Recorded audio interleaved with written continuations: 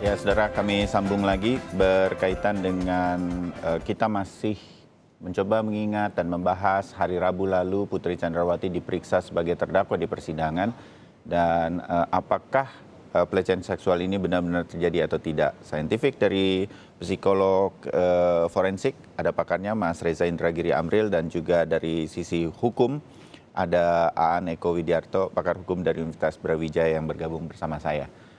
Mas Aan, kalau kita coba melihat kayaknya udah nggak ada akar, nggak ada apa, udah rotan gitu ya, saya pinjam istilah Anda. Eh, Kayaknya memang nggak ada cara lain kebetulan sedemikian rupa yang dipilih oleh penasihat hukum untuk kemudian mencoba meyakinkan, jangankanlah publik begitu, tapi lebih kepada majelis hakim bahwa pelecehan seksual terjadi. Makanya suaminya jadi marah, kan begitu simpelnya. Eh, seberapa teori ini sampai sejauh kemarin Putri Chandrawati diperiksa sebagai terdakwa hari Rabu, menurut Anda, feel Anda begitu, ini akan berhasil, paling tidak untuk mengurangi hukuman, menurut Anda, Mas Aan? Ya, kuncinya kan di keyakinan hakim ya. Apakah hakim Betul, bisa menerima ya apa yang menjadi pengakuannya ini kan pengakuan para terdakwa kan.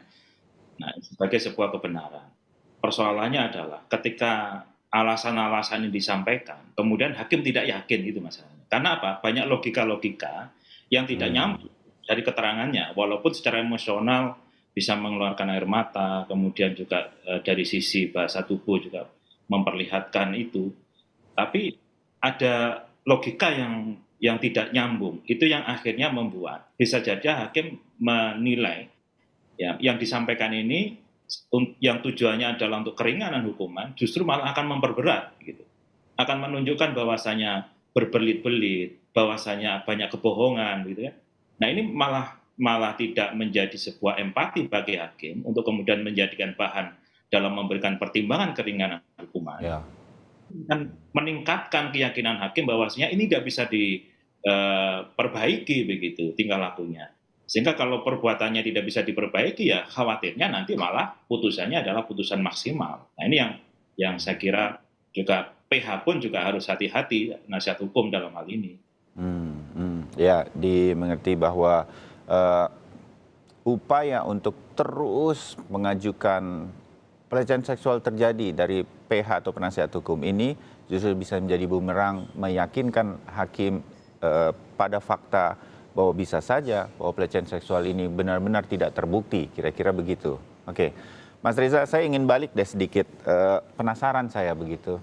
Ketika Anda mengatakan kan kita juga mengetahui bahwa dari hasil tes psikologi yang dilakukan terutama terhadap Ibu PC, itu kan ada fakta-fakta, saya menyebutnya kan itu cukup saintifik, orang dilakukan oleh asosiasi psikolog kok gitu, yang menyatakan ada kemungkinan besar benar-benar terjadi pelecehan seksual terhadap Ibu PC. Dilihat dari traumanya, diperiksa begitu kan oleh psikolog. Komnas Perempuan juga mengatakan begitu di awal-awal dulu. Apakah mungkin sisi trauma tersebut, kan itu nggak mungkin bisa terlalu dibohongi kan? Mungkin saya salah, Mas Reza. Bagaimana kemudian ada fakta pemeriksaan secara saintifik, dia mengalami freeze, cara berpikir dan lain-lain yang Anda sampaikan. Tapi secara logika sulit kita membayangkan itu terjadi seperti yang terjadi dalam persidangan secara fakta diceritakan oleh Ibu PC. Mas Reza, bagaimana itu penjelasannya? Koreksi dulu ya. Ya, Kita tidak mohon bicara maaf. tentang putri yang dilecehkan, tapi kita bicara tentang putri yang mengaku sudah diperkosa. Jadi bukan pelecehan tapi perkosaan. Hmm, Nah, kembali, kalau kita bicara perkosaan, maka definisi perkosaan itu apa ya? Menurut hukum ada dalam KUHP. Kalau kita baca ringkasnya, definisi pemerkosaan di dalam KUHP adalah penetrasi, masuknya alat vital ke dalam alat vital yang lain.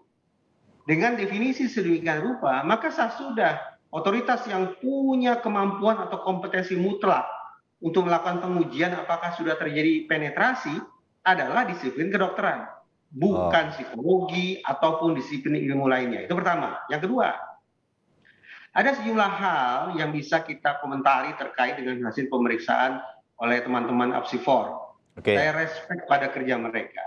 Tetapi kalau kita baca laporan itu ada beberapa hal termasuk yang ingin saya singgung adalah terkait dengan penggunaan metode. Apakah instrumennya tepat atau tidak itu terlalu rumit untuk diperbincangkan di ruang publik. Tapi di Oke. sini di Kompas TV yang ingin saya komentari adalah terkait dengan pendekatan yang dipakai oleh tim pemeriksa. Yang menurut saya adalah pendekatan ideografik. Pendekatan ideografik berarti pemeriksa hanya berfokus pada diri si korban saja. Sementara saya dalam kasus-kasus hukum ya, ini karena konsekuensi kita bicara forensik ya, menurut saya harus juga digunakan pendekatan nomotetik. Pendekatan nomotetik berarti kita harus membandingkan antara orang yang kita pandang sebagai korban ini, kita bandingkan dengan korban-korban kejahatan serupa lainnya. Berarti PC sebagai orang yang sudah mengaku sebagai korban pemerkosaan, dibandingkan perkataannya, dibandingkan tindak tanduknya, dibandingkan gejala-gejalanya dengan korban-korban pemerkosaan lainnya.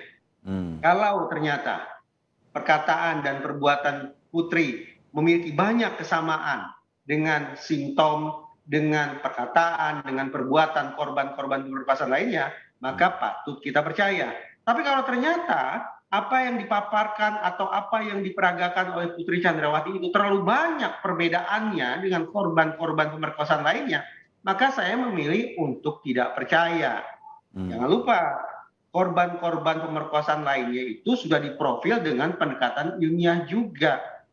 Karena itu, hasil pemeriksaan terhadap korban-korban pemerkosaan lainnya itu, profil korban atau victim profiling terhadap korban pemerkosaan itu harus betul-betul dibaca juga. Nah, bagi saya, setelah saya coba terapkan nomotetik hanya dengan mengacu pemberitaan di media massa, yaitu tayangan live di Kompas TV, izinkan saya untuk mengatakan sekali lagi bahwa perkataan dan tindak tanduk PC itu bertolak belakang dengan perkataan atau perbuatan atau gejala-gejala atau perilaku korban pemerkosaan lainnya. Jadi saya memilih untuk tidak percaya.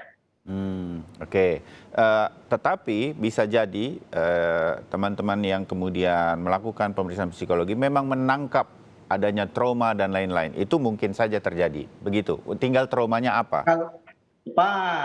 Kalau tahap-tahapan berpikirnya adalah pertama, apakah yang bersangkutan itu memang diperkosa atau tidak? Ternyata pada tahap pengujian pertama ini saja sampai saat ini apaan tidak ada hasil visum. Jadi sudah selesai, pengujian sudah selesai. Tapi oke lah kita lanjutkan ke pengujian kedua. Apakah yang bersangkutan mengalami trauma? Ya, anggaplah mengalami trauma. Atau yang kemungkinan lain, jangan-jangan yang bersangkutan hanya malingering alias pura-pura sakit. Kenapa? Karena tidak pernah diperkosa. Tapi oke lah, kita lanjutkan ke tahap pengujian ketiga. Traumanya akibat apa? Apakah identik, otentik, mutlak, tiada lain, tiada bukan? Trauma itu karena pemerkosaan?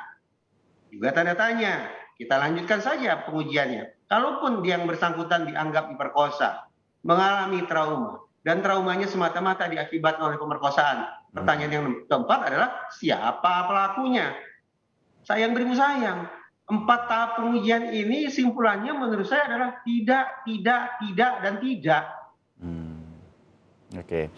Terbayang cara berpikir dan saintifiknya berlanjut seperti yang Mas Reza sampaikan tadi. Nah, kalau kebetulan kita semua menemukan tidak nih Mas Aan, dan bisa jadi majelis hakim juga punya cara berpikir yang sama. Kalaupun tidak sedetail Mas Reza, tapi mungkin saja mengarah ke sana. Bisa kita bilang agak sulit kemungkinan untuk pengurangan hukuman diperoleh ya berkaitan dengan Ibu PC. Sebagai sebuah prediksi saja menjelang kemungkinan nanti kepada tuntutan dan kemudian vonis, Mas Aan.